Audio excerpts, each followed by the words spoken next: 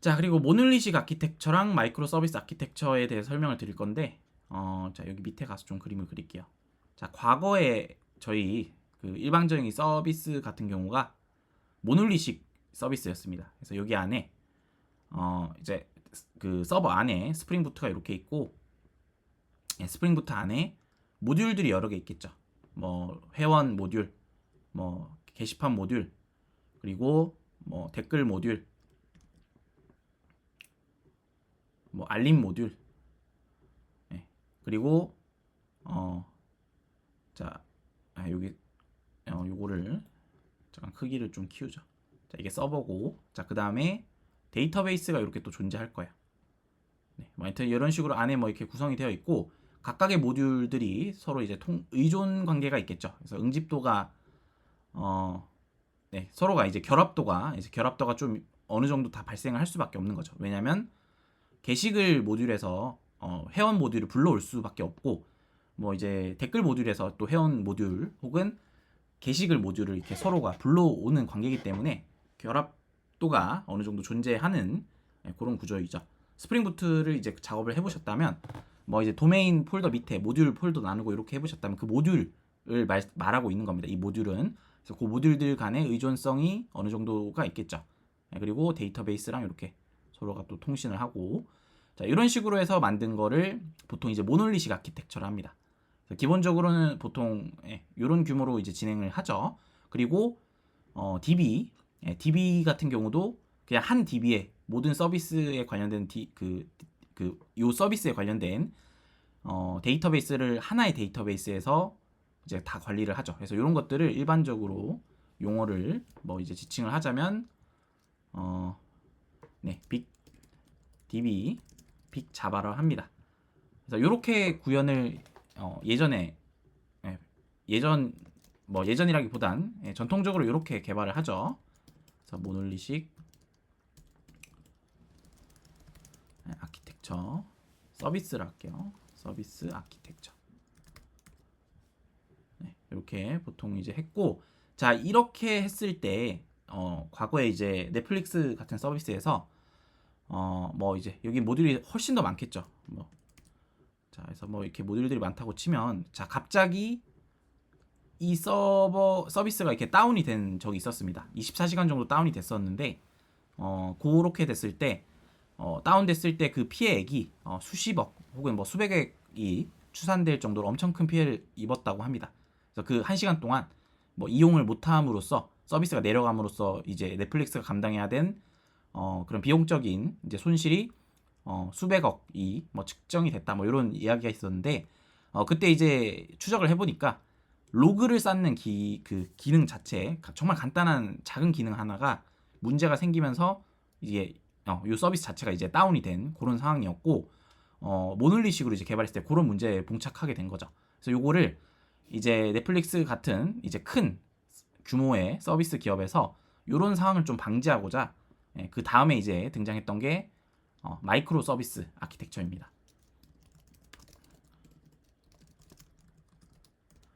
자, 그래서 얘 같은 경우는 서버, 여기 서버예요, 서버.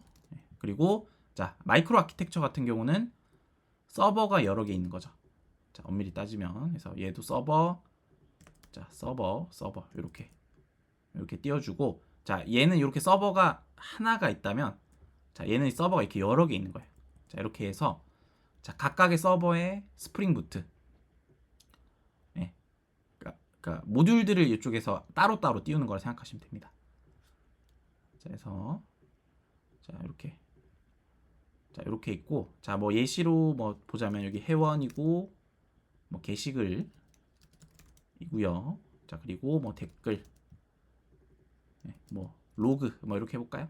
자, 이렇게 있고 각각이, 자, 이것도 뭐 선택인데 뭐 데이터베이스를 뭐 하나로 두고 가는 경우도 있는데, 일단 마이크로에서는 보통 데이터베이스도 따로 이렇게 둡니다. 자, 이런 식으로. 자, 이것도 뭐 설계 방식에 따라서 좀 달라질 수는 있습니다.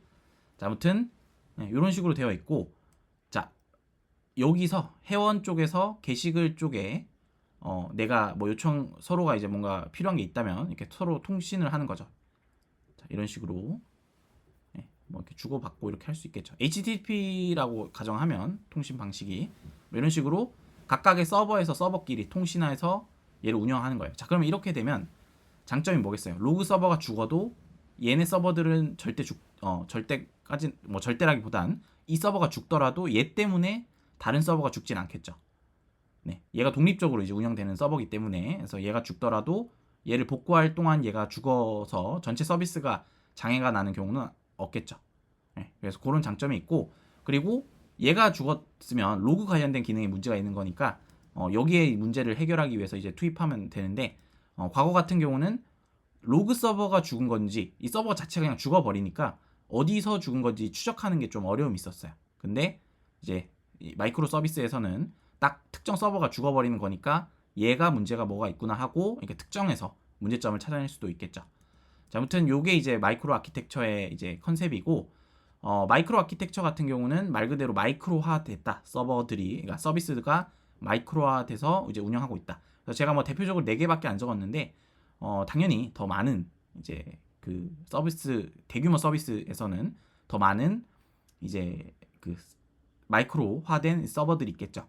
그래서 보통은 자, 그러면 이제 뭐 둘 중에 뭐가 좋냐 이렇게 생각할 수 있는데 장단점이 있습니다. 그래서 보통 마이크로 서비스가 무조건 좋다고 생각하실 것까지는 없고 이제 모놀리식으로 그 잘 운영되는 서비스 중 대표적인 게 저희 스택 오버플로우도 아직도 모놀리식으로 잘 운영이 되고 있습니다. 전혀 문제 없이. 그래서 꼭 이제 뭐 어디가 좋다 이런 건 없고 장단점이 있습니다. 그래서 모놀리식 같은 경우는 소규모 서비스라 내가 이제 그 인력 구성이 아직 조금 부족한 혹은 소규모 인원이 이 서비스를 운영하는 상황이라면 모놀리식이 훨씬 더 유리할 수가 있겠죠.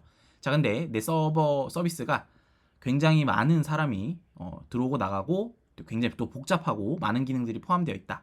그리고 이 서비스를 운영할 수 있는 인력이 꽤 풍부한 상황이다. 이러면 인프라에 조금 투자를 하고 인프라 구성이나 이런 부분에서 투자를 잘 한 다음에 이런 마이크로 서비스 아키텍처를 잘 꾸려 나간다면 그것도 그 상황에서 유리한 장점이 될 수가 있겠죠. 그러니까 여러 가지 상황에 맞춰서 고려해서 선택하시면 되겠죠. 이 아키텍처가 어떻게 가실지에 대해선. 그래서 보통은 모놀리식으로 개발을 하고 그 다음에 얘를 이제 이렇게 필요한 시점에 얘를 이전해서 마이크로 서비스 아키텍처로 좀 바꿔 나가는 것도 꽤 괜찮은 선택지입니다. 자, 그래서 내가 확실하게 이건 마이크로로 가야 된다 이런 게 있다면 당연히 뭐 마이크로 서비스 아키텍처로 뭐 구성하셔도 괜찮죠. 자, 근데 그런 게 아니라면 일단은 모놀리식으로 하시다가 내가 필요한 시점에 요 서버 서비스를 마이크로로 확장시키거나 혹은 여기서 이제 얻었던 노하우나 불편했던 혹은 개선해야 되는 여러 가지 이제 히스토리들을 잘 녹여내서 어떻게 보면 약간 차세대 느낌으로 새로운 서비스를 잘 그 구축을 하는 거죠. 다시 그래서 효율적으로 다시 구축을 하는 거죠. 그래서 보통은 이제 서비스가 잘 운영이 되면 과거에 쌓였던 기술 부채들이 있는데 얘를 점진적으로 개선해서 나가는 경우도 있고요.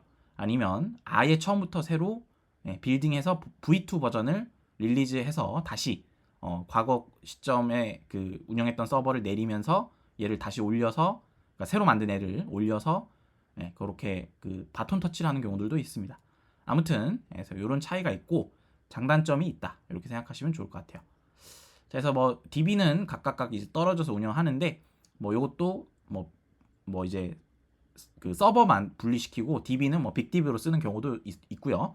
그래서 상황에 따라서 그 선택지 아키텍처 구성은 가져갈 수가 있다. 근데 마이크로 서비스 아키텍처에서 약간 정석적인 방식은 DB까지 이렇게 독립적으로 분리시켜 놓는 게 조금 더 마이크로 서비스에는 맞습니다. 자, 아무튼 여기까지 좀 정리하도록 하겠습니다.